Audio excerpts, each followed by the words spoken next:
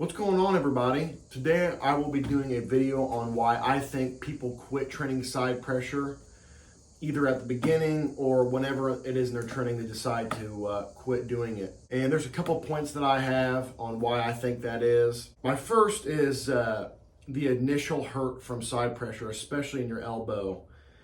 If you guys have seen those videos online of the Muay Thai fighters, kicking like metal rebar or whatever it is, and then like those trees, you know how they're going just absolutely nuts on the freaking tree or the metal. But when they're done, the metal's either bent or the tree is completely snapped in half. The reason why they can do that is because it takes time to build their tendons for their bones to get structured of what their training is doing. Like if I tried right now to go kick a tree as hard as those guys do, my leg would break. I mean, it would just snap like a twig. But I think it's a little bit with arm wrestling. It's kind of the same idea. Those guys didn't start off kicking metal as hard as they could. They probably started like 20, 30%, just kind of lightly kicking it. I think it's the same thing with side pressure, at least somewhat. Basically, I think people lift way too heavy at first because they're seeing people online, lift a certain amount of weight that they probably have been doing that for a little bit. But I think people make a mistake when they first want to trade side pressure, that they immediately go to a weight and then they just absolutely wreck their arms. Then for a whole week, they're like, my arm is fucked. It's like, well, it's because you shouldn't have been doing that weight. I think it should be one of those things where you start off like 25, 35 pounds. And for the first month, you're just doing really high reps, kind of getting your body, used to it.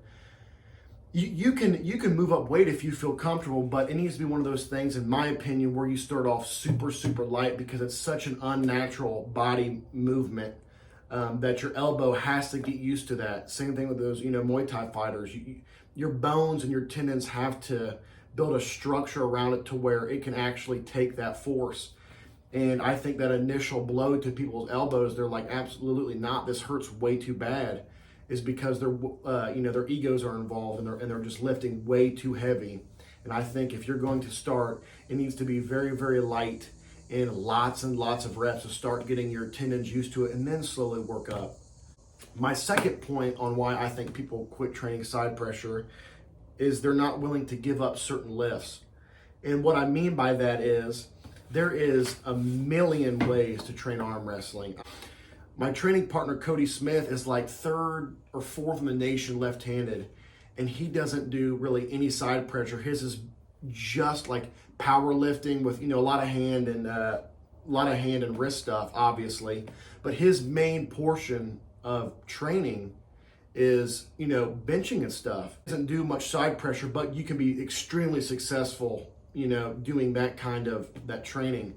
But I think if people are wanting to do side pressure training, I think it's almost essential to give up certain lifts or at least tone them way back down. For instance, in my example, and again, guys, I'm still kind of a nobody. I just got the #1 spot in Ohio at 220, but there's a million people out there that you guys could probably get better advice from. This is just kind of from my experience. But I am climbing the ladder, and very soon I will be at the top. You give me a couple more years, I'll be there. But for me, I do max day on Monday, and then if I do like Tuesday a hard benching session or like a hardcore incline session, Wednesdays are my speed day, and if I'm doing side pressure on that day, I'm so wrecked that I can barely even move my arms after, and I have that deep, like toothache feeling in my arm, and we've all been there. It's the worst feeling. But I think it's essential to give up certain lifts, or I should say, not necessarily give up, but at least tone way back down. I think it's okay to do, higher reps with bench if you're doing side pressure. But in my opinion, it's more of just to build up those certain muscles and to protect certain joints. I don't think you should do a heavy volume day, on Thursday of side pressure, then Friday max out on incline or bench. I just don't think that's beneficial, and it'll hurt you down the road. At least for me, coming from my experience, it hurts way too bad. And I think that's one of the reasons why people give it up, is because they're not willing to give up, their really heavy bench in order to have more side pressure. But that's people's preferences. My third point is I think it's certain styles benefit more from side pressure. Now, I think side pressure, in my opinion, is probably the coolest and the best thing that you can have in your arsenal if you are a really hardcore hook puller. But the way that I pull is very much elbow heavy. I mean, extremely, I put a lot of strain on my elbow because that's just the way I've always pulled. I'm a little bit more open. Now, you have some hookers that are, a little bit, they post up a little bit more, they drag a little more, they're more of a hand hooker, which is completely fine. But I think there are certain styles within hooking, like the subgroups, that benefit more from side pressure training. And but like it's good for all people. It really is.